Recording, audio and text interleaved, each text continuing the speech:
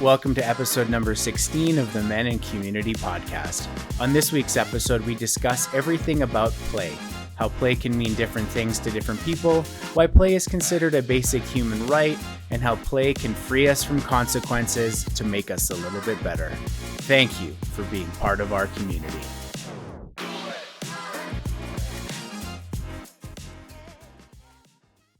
And hello, everybody. Welcome back to the Men and Community podcast. I'm Matt. This is Carlo, and this is episode 16. Sweet 16 for our sweet little podcast.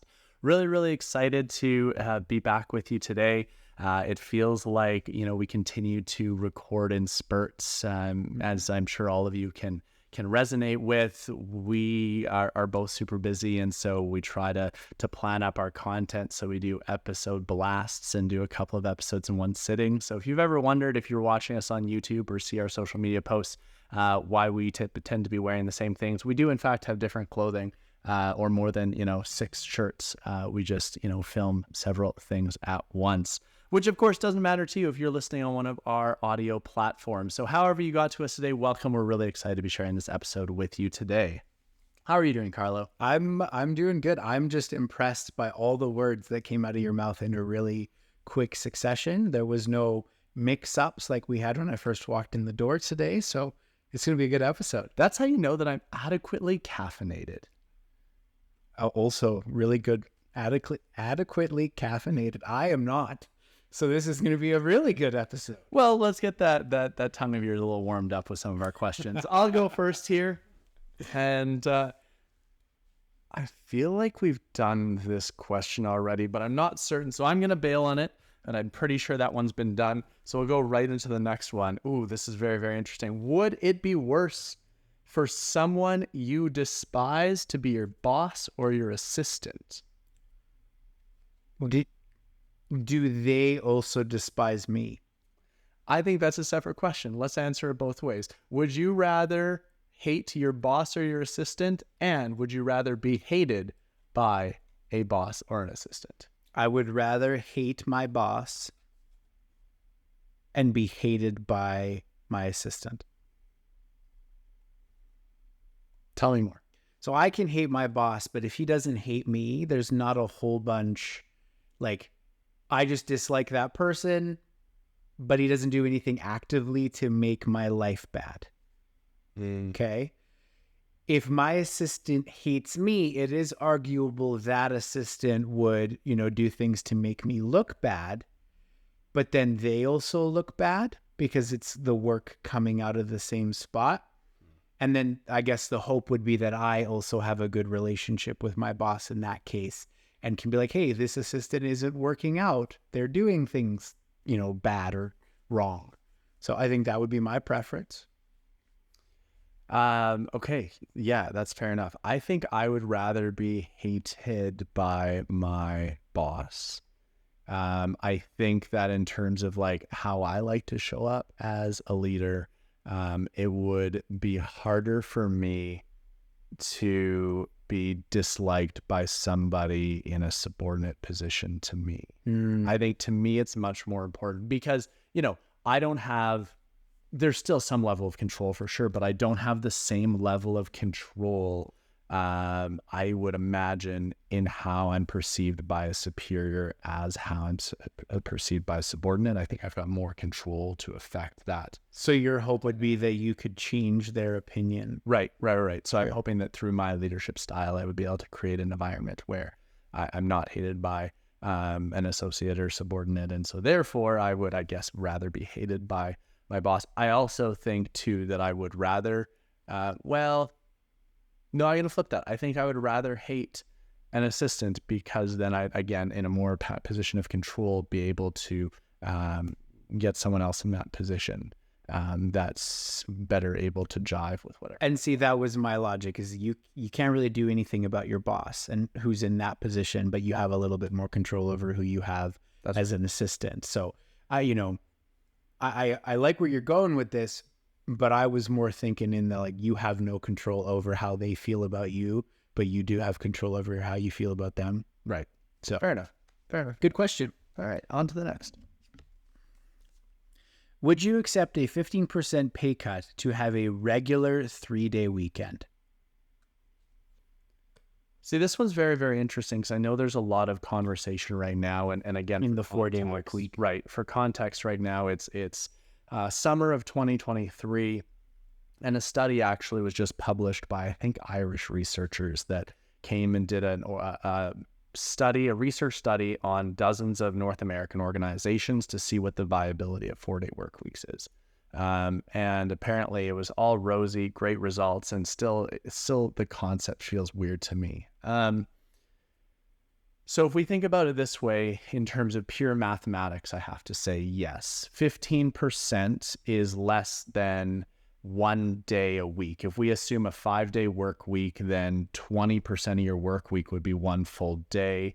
I have to assume that if I'm looking at this strictly from a number standpoint, that I can go out and whether it's side hustles or whatever, I can Make up a day's salary, and then my employer's just giving me 5% at that point off the top, right? So from a mathematics standpoint, I have to say yes. However, I kind of want to lean towards no, just because I feel like for me and the work that I do, having 5 days to accomplish the work that I have gives me rhythm. It allows me momentum to carry through what I need to do. And I like my job.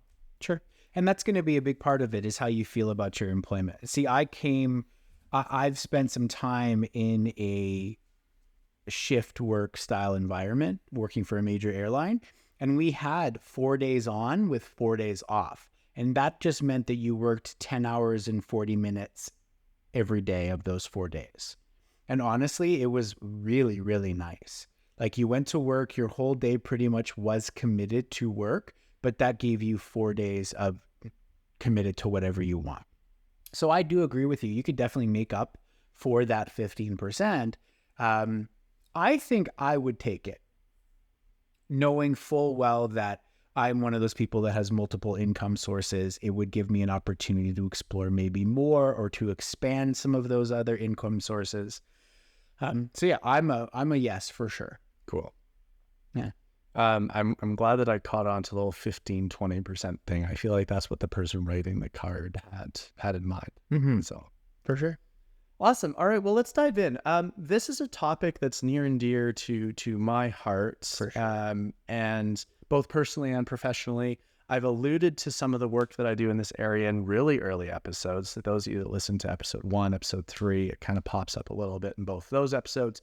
But until this point, we haven't spent a lot of time dedicated to it. So I'm really excited to talk about what has been a passion project, both personally and professionally for me for over a decade now. And that is talking about play. And it seems, even today when I say it, it seems so strange to say that, I play for a living. I talk about play for a living. I do what I can to advocate for and support the playful behaviors of people of all ages. And that this is like what I do. I'm literally, in prep for this episode, I'm wearing a play shirt that just comes with a lot of slogans all about the value and the importance of play. Like, this is what I do.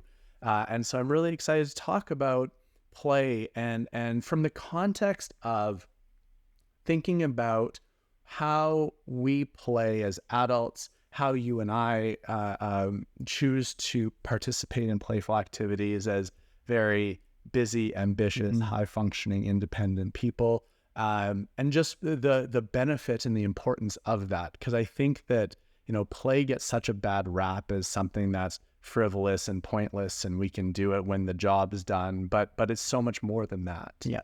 So I'm really excited to dig into that today. Perfect. And I kind of knew when this is not a new episode idea. This has been in our documents for a little while. Yeah.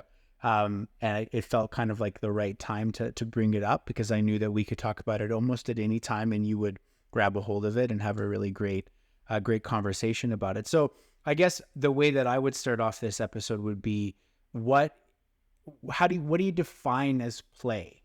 Yeah, it's a great question. And this is one of the reasons that my personality gravitates so much to play. We talked in the past that by nature, I'm a generalist. I like to have a broad understanding of as many things that I can. And to me, that's what play is, right? Play is used routinely as a verb. You play sports. It's used as a noun. I'm going to see a play, right? Like there's different ways and contexts in which we use this word. And so to actually strip it down and understand what this thing is and defining it can be challenging. However, for me, it comes down to three attributes. For an activity, for a behavior, for something to be play, it has to check three boxes. And so forgive me for those of you who are like, ugh, why are you making play so academic? But I think it's helpful for like itemizing what we're talking about here. So in order for something to be play, it has to be three things. It has to be freely chosen, which means that when you and I decide to participate in an activity, it has to be of our own free will. We have to be making the choice to be a part of that thing. Mm-hmm. So there's some sort of autonomy. There's an element of independence in choosing that activity. So that's the first thing. The second thing is it has to be controlled in some way by the participant. Now, the level of control will vary, right? When I'm playing football or basketball, or you're part of some sort of a formal sport, you have control over the choices that you're going to make on the field within some sort of a framework. There's rules, there's penalties, there's all these sorts of things that may play a role in how you play, but ultimately you're going to have some control, some autonomy over how you participate in that thing. Okay. So that's two. We've got, it has to be freely chosen. It has to be personally directed or some level of control. The third thing is it has to be intrinsically motivating. Again, at the risk of using too many big words, it has to be fun. It has to be something that we're choosing for its own sake. There may be benefits associated to doing that thing, but we're not necessarily doing it because of those benefits. We're doing it because we enjoy it, because it's fun. It brings us joy, whatever that way you want to think about it is, but it has to be those three things. That's really exciting because it means that play can be a whole bunch of things as long as I am choosing to be a part of it. I have some measure of control in how I participate, and I find motivation or fun by doing it.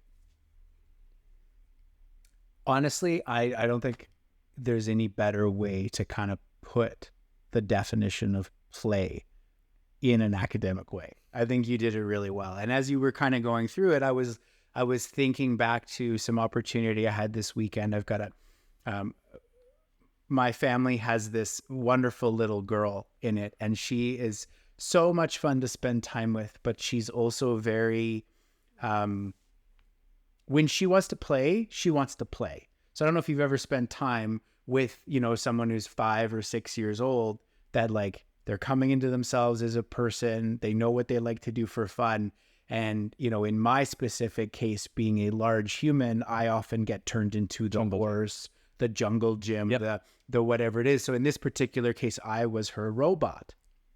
And it's always a good time because when she decides she wants to play, we're going to play. So for your first point, something that you get to choose to be a part of, it's not that I didn't want to be the robot. It's that there was other things going on. I was manning the barbecue. I was manning the fire. I was doing this. I was doing that. So to be the robot, I wanted to do it, but it wasn't until I was kind of in it that, and then had that little semblance of control about it that I really started to like, okay, I can be the robot. I'll be a good robot. So, I'm carrying around this little girl on my shoulders and she's giving me orders. And as she would give me orders, I would go, command not recognized, right? If she told me to do something I didn't want to do, or if she didn't use the word please or say robot Carlo, I would go command not recognized, right? So I had a whole bunch of fun doing that.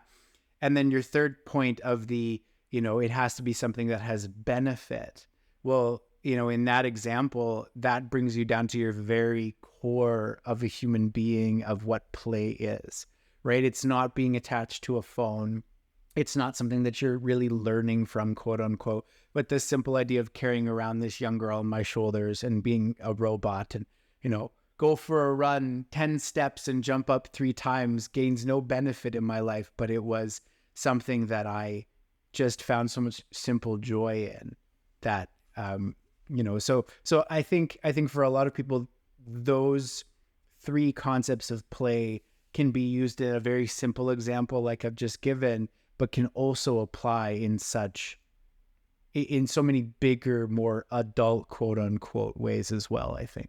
And so that story that you shared is super, super beautiful. And that's one of my favorite ways to think about play in terms of what it offers us, because so much of our time spent as adults, we think life has to be serious. We don't recognize that there's actually really serious value that we get by participating in play. So you think about the experience of this little girl that you got to interact with in this really fun robotic way. And you got to think, just off the top of my head, some of the things that were being experienced. You got to think there's that creativity, right? There's a creativity and the imagination needed to create that sort of a imaginative framework where you're the robot and you're there to accomplish certain tasks. There's the problem-solving element. This young girl is going to have to figure out how to use the prompts and the commands in the right way in order to make the robot do what she wants, right? There's the physical elements. I'm sure that you lifted her up onto your shoulders, but there's going to be that core strength required on her part to keep herself steady as the robot's moving around. So really pulling on my hair. Or really pulling my hair, sure. And so, either way, you've got, right off the top of my head, 3 really key things, not to mention the communication and getting used to communicating with an adult, albeit in a non-serious environment. And so what we see is that when children participate in playful behaviors, they're learning all these skills depending on the age, usually for the first time. And then as we go to adulthood, it gives us a venue to practice these things in a pretty low consequence environment. Sure. Right? You are almost in a way writing like a computer code or writing a framework. And what that's doing as you're interacting with that young girl is it's giving you an idea of how to set parameters to communicate with others. And those are skills that are transferable to other places in your life. And so it's really, really cool to get to kind of test run that, because I think so many people just downplay the importance of it. And certainly, a lot of people in my world downplay the importance of play for adults, so much so that so much of the play industry in the world focuses solely on the value of play for children. Kids, yeah. They don't actually acknowledge that play is fundamental to the adult experience. Play is actually a United Nations chartered right. Like, it is a right for children articled in the Conventions of the Rights of the Child. And yet most of the people that rigorously defend that right have no interest in advocating for adults participating in play in any way. And I think that's super cool, because we don't think about the concept of play being something that is a right, a human right to have. Because there are children in this world that don't have that.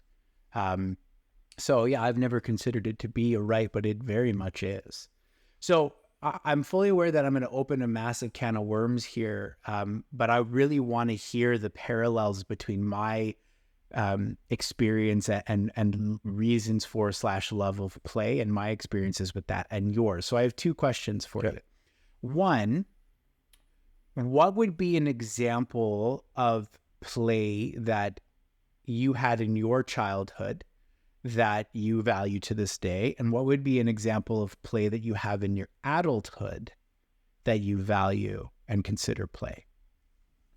Very, very interesting. Awesome question. So the first question was, what is a form or a type of play that I participated in as a child that I still find value in? And then what I did, what I do now as a grown up. Okay, so as a child, and I've mentioned this in several episodes, and it's funny because my experience as a child in scouting doesn't come up a lot, like in conversation or anything like that. But this is where a lot of that value for me comes from. Through my time in scouting, all the way from age 6 to 17, invaluable outdoor skills like camping, fire making, cooking outdoors, dressing for the weather, all of these things allowed me to today feel like at 30, how old am I? 31? That as a 31-year-old, I can speak great, but other things elude me. Okay. That I can very competently and confidently participate in the gambit of outdoor experiences. whether it be hiking, climbing, paddling and other water sports, winter activities, right? Like that foundation that came through experiencing the outdoors, and, quite frankly, freezing my ass off at winter camp outside. All of those things, while I didn't think of it as play at the time, contributed to my ability to then play more and play better as an adult. So that'd be the first one. What would be your childhood one? And then we'll do the adult one. My childhood one is going to be video games, right? As a kid, of course, growing up, I was, video games kind of started out as something in my life from a pretty young age. My parents bought us a Nintendo, a Super Nintendo, a regular Nintendo Entertainment System. So I started off with before the Super Nintendo. Yeah, well, we had an Atari 2600 actually. Cool. But we started off mostly with Mario, and I remember that every end of the level, I had to call my mom over because she knew how to get to the top of the flag in Mario at the end of every level. That's pretty much a boss mom move. Boss mom move, right? She's that was the extent of her video game knowledge, but that was something that I continued doing through a lot of my childhood and my adolescence and into being a young adult, and still do to this day. And the games that I play have changed, but for me, where video gaming became not only a pastime and a form of play, but also a form of growth, was when video games became multiplayer. Right? So I remember it vividly. I think it was like 2005, Xbox launched Xbox Live. And, I grew up as a console gamer. So for any gamers listening, you'll know that the PC gamers and console gamers is a little bit different as time went by. But when it became online gaming and you now got to interact with other people, in specific, the voice chats, that was where I built communication skills, leadership skills, problem solving skills. So, no matter how you feel about video gaming, it's one of those things that I feel like I gathered so much experience and skill building from that, there are lots of reasons I still play video games to today. But one of those reasons is because it helps me continue to grow and flex those skills. Very, very cool. Yeah. Yeah. So what's your adult one then? So my adult one, I have to say, is dancing. For those of you that maybe this is your first episode, dance is a big part of my life in several respects. Most importantly, before I say this though, as a caveat, I never danced as a kid. I never participated in any formal dance lessons, anything like that. The first time that dance even crossed my radar in any kind of way was 8th grade, when my phys ed teacher is like, hey, we're going to learn Cadillac Ranch now, like the quintessential Calgary dance unit and physical education. Dance played a really key role from that day until today. When I was 13, and that kind of was the first moment I was introduced to dance. And we've talked about this moment. I had just gone through this like physical transformation where I went from being like this fat nerdy kid to like a more athletic, had post-growth spurt human being. And all of a sudden, like, there was, people interested in me because I was a good dancer, whether it be like jealousy or people wanting to like dance with me or learn from me or whatever. So even though starting in childhood, this is still something that's very important to me as an adult, because for me, dance allows me an outlet to do several things. It allows me an outlet to move and be active. It gives me an outlet to be able to socialize with others. It allows me a way to practice communicating non-verbally, and how I'm positioning different actions relative to the song that's playing and what message I'm hoping to communicate with the world around me. And it's also provided me a venue to create exciting experiences for the people around me. That sounds super cocky. Let me break that down. I know, because everyone here is just like, what on earth? This guy's like, oh, he's so exciting. People love watching. You are a really good dancer. Thank you. Fun to watch and infuriating. But the reason I dance is not to go on like, so you think you can dance, World of Dance, whatever, choose your dance show and like do that, because classic dance can be so intimidating for people. I really pride myself in dancing in a way that is welcoming and brings people in and hypes people up and motivates them to participate in dance, which again, traditionally is one of the most intimidating forms of physical activity, right? Because there's this inherent assumption that there's a performance somewhere. And so where I really pride myself in is getting out and being able to dance in a way that, again, as we've talked about before, creates a safe space for those people around me.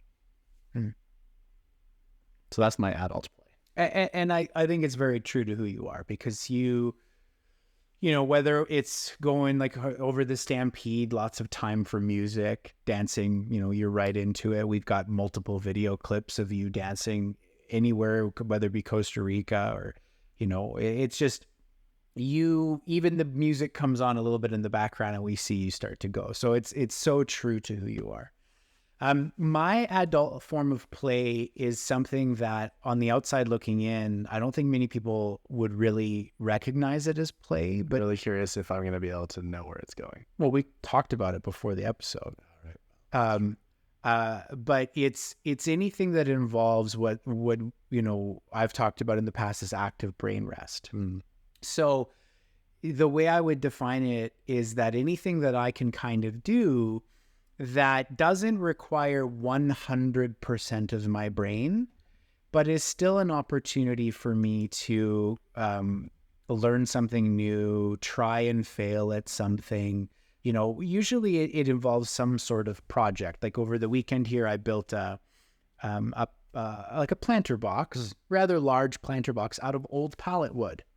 And it wasn't anything that was terribly difficult to do. I wasn't stretching my carpentry skills, but it was, you know, a process of making sure that things were square and cut to the right lengths and all that. So it wasn't 100% of my brain, but it was enough of my brain to keep me engaged, to keep me problem solving, to keep me, you know, having fun learning these different things. And, you know, I've talked about it in past episodes, things like 3D modeling and 3D printing and, you know, video editing, the stuff that I do for this podcast. It's not all stuff that requires 100% of me to do, but it requires me to flex different parts of me I don't always get to do. So in the example of the podcast, it's flexing that creative part of me. Is how can I edit this video a little bit differently? How can I make the audio sound a little bit better? Learning something new in that regard. So when I think about play, for me, it's just doing new or challenging things.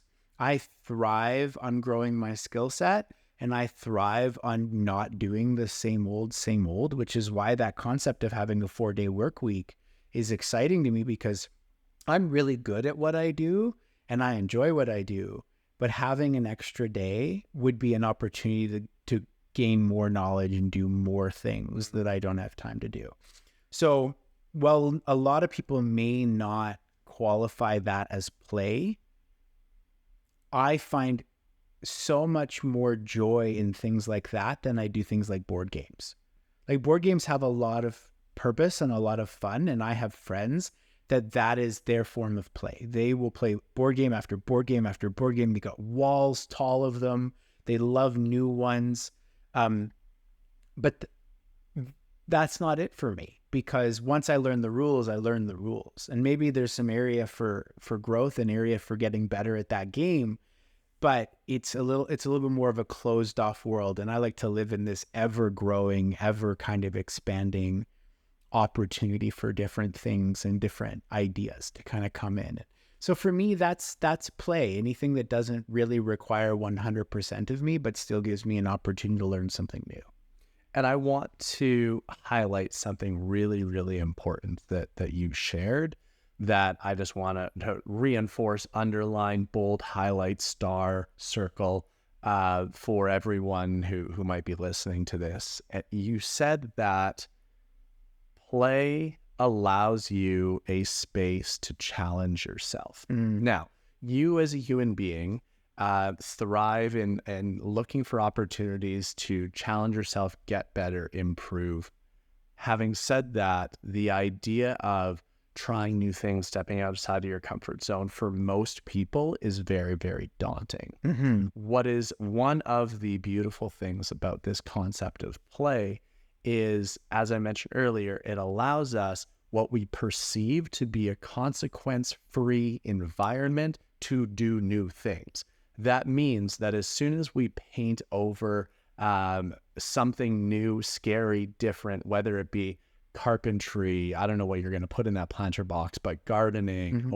or whatever the case may be, even interacting with children, as soon as we say, oh, I'm just playing around, or I'm playing with it to see how it's going to work out, it's almost like permission to call something a trial, or to tinker with something, or to pilot something. Somewhere, somehow, it unlocks this piece of our brain that is more willing to step into this place where we feel less comfortable, because we know that it's inherently less serious.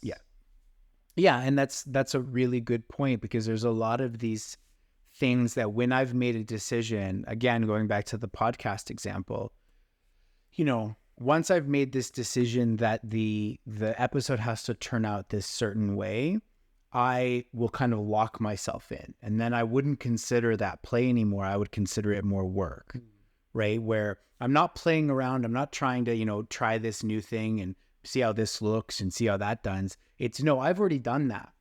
I played for a little bit already and experimented, and then I figured out the play led to like a vision, and then now that vision, I will work towards that. Yep. Right. So you're very right. And I think that now that you've put it that way, it's made me realize just how over the last few years, how many opportunities I've given myself to play without that consequence, and all of the amazing things I've learned because of it. And we've talked so much in many episodes about the idea of like, just go do the thing. Yeah. Right. This has been a theme in many things. Well, again, using this frame or this perspective of play shortens that window from us just like moving from like getting off the couch to actually the work of it. Yeah. Right. If we take this and we think of it as just like, oh, we're just going to play around and see if we can come up with a podcast, that shortens the awkward, muddy middle gray area between starting with an idea and then getting through the muck to a point where we're actually systemizing the creation of a podcast. Yeah, for sure. So you had something? Go ahead. So I think that we've made our point. I think that Yeah. hopefully we've gotten to the place now where whoever's listening is on board with this idea that play is important, that it's valuable as an adult. It helps us be comfortable with the unknown, build communication and leadership skills, try new things, connect with others. So what would you suggest or advise somebody who is sitting here and being like, this sounds good, but like, I really don't have the time. Like, how can I introduce that into my world in a way that isn't taking away time in an already busy schedule? Yeah, and you and I were headed in the same direction, so that so you're not, we were both going towards this next question. And I think there's a key point to what you just asked, because you're going to have two different kinds of people that are listening to this episode and coming to two different conclusions. One of them is, I like the idea of play, but I don't feel like I have the time for it. And the other one's going to be, I like the idea of play, but I don't really know what that means to me. Yes. Okay. So I'm going to answer the time one. I'm going to let you answer the other one. Okay. The time one, I think, is a good one for me to answer, because if you feel you don't have the time for play, it's because you're filling your life with other things that you deem to be important, right? That you cannot give up the time for those things to slot play in. So to make sure that you actually can, I think those kind of people are going to have to do exactly what you were talking about, and they're going to have to give themselves permission for an unjudgmental, no consequence portion of their day in whatever that they're doing. Right. So if you're busy because you have other projects, if you're busy because you have something going on at work, if you're busy because you have this or other commitments. I would venture to say and venture to argue that every one of those has an opportunity for improvement.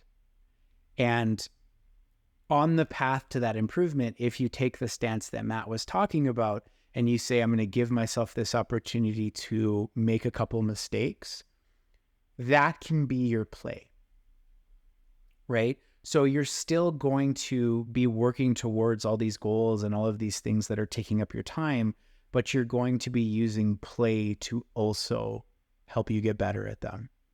And by doing that, taking a little bit of that pressure off of yourself, I guarantee you're going to find things that are going to allow you to accomplish the ultimate goal or the ultimate thing you're working on. You're going to find things that are going to make that easier for you because you played around with them a little. You didn't stick to, the quote unquote tried and true to make that accomplishment. You goofed around a little.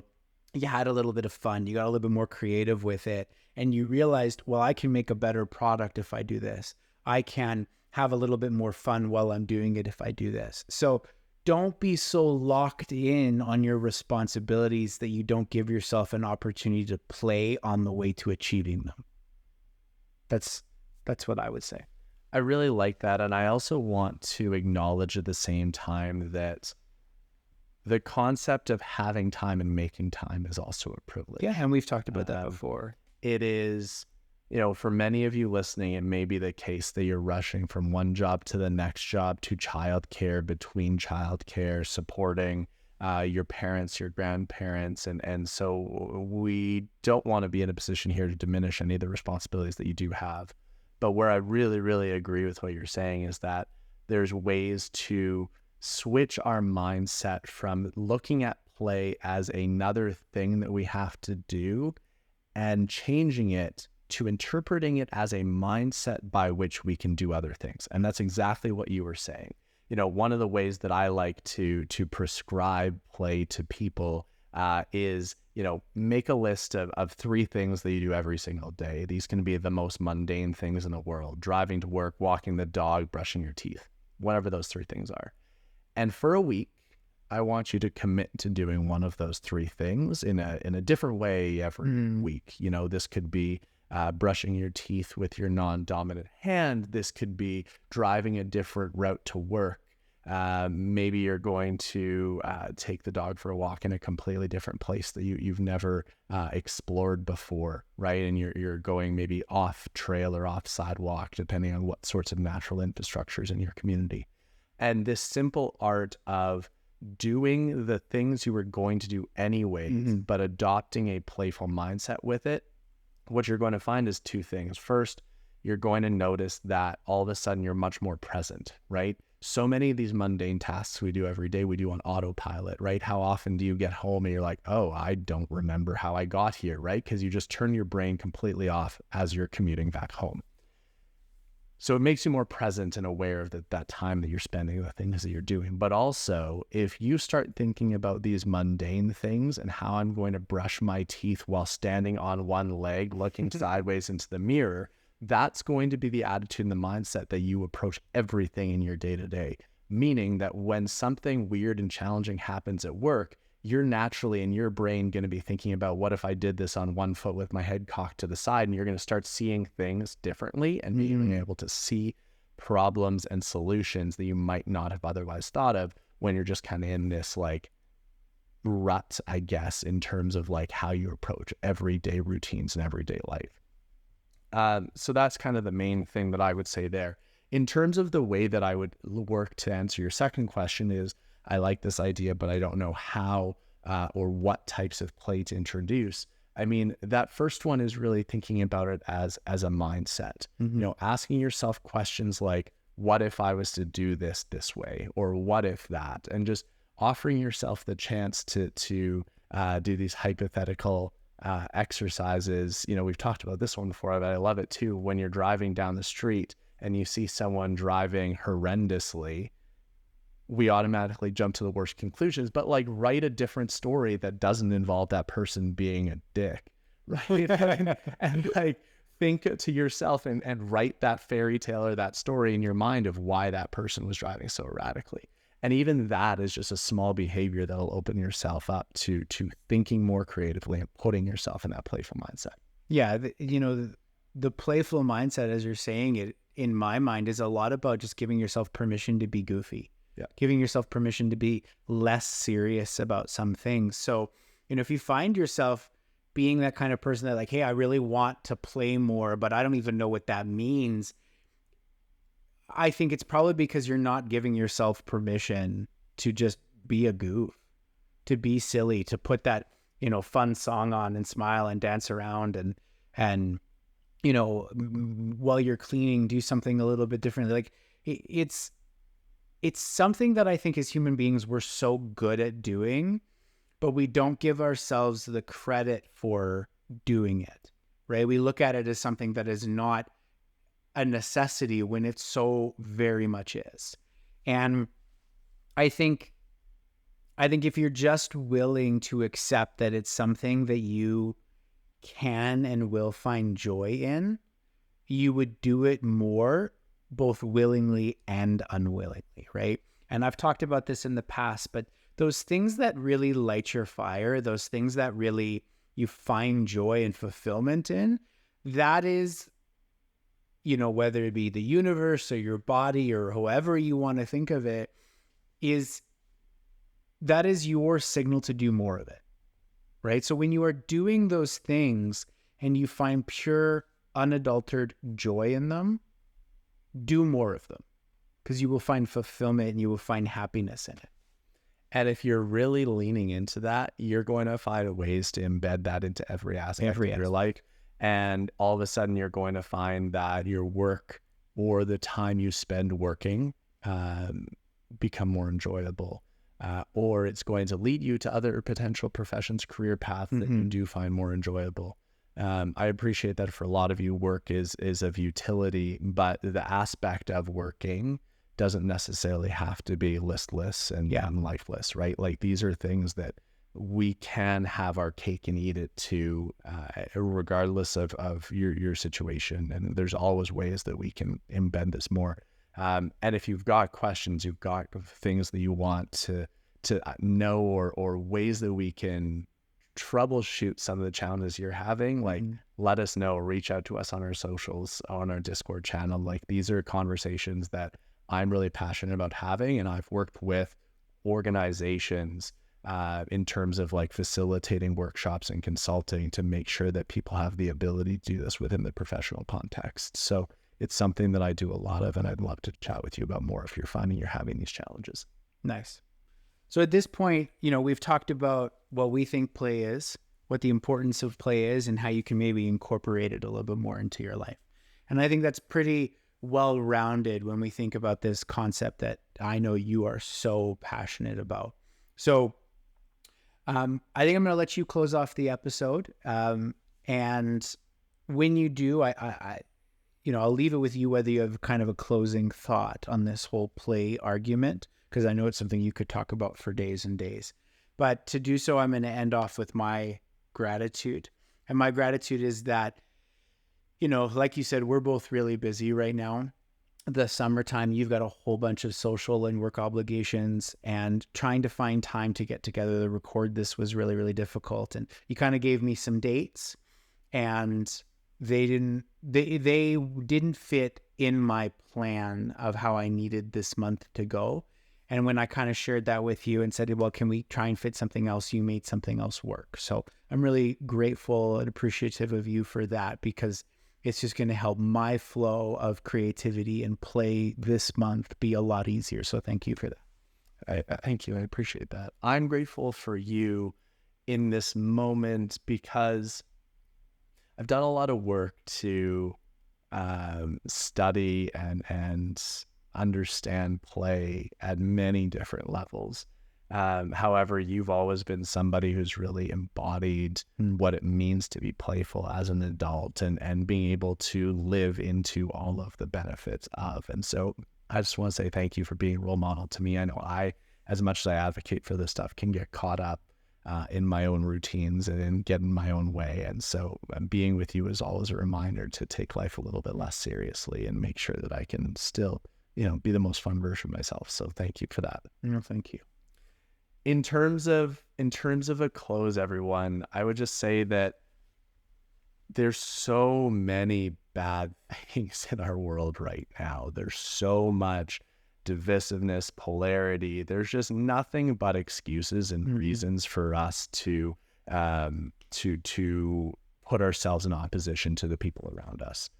One of, if not the most magical things about play is that when we are in a position where we are in a playful mindset, we are putting ourselves in the ultimate position to be empathetic, the ultimate position to embrace new and different information or ways of life or actions or behaviors. And we put ourselves in the best position to learn how to become okay with who we are and therefore skyrocket into being the best versions of ourselves. And so I just hope that every single one of you can take some time and think about what it means to be the best version of yourself, because that's going to be the version of you that's going to be approaching life in a playful way. Yeah, I really like that. All right, folks. Well, we hope we give you something to chew on. We hope we give you a reason to go out and play a little this week. Thank you for joining us for another episode of the Men Community Podcast. As always, it's a great time recording these. It's a great time hearing your guys' feedback. We're going to keep it short and sweet. Check out our socials, our Instagram. Check out our Discord server if you want to communicate with Matt about what you think is play. And maybe if you need some help overcoming some challenges in that way, that's the best way to contact him. So other than that, folks, thank you so much for your time. Have a great week. Take care, everyone.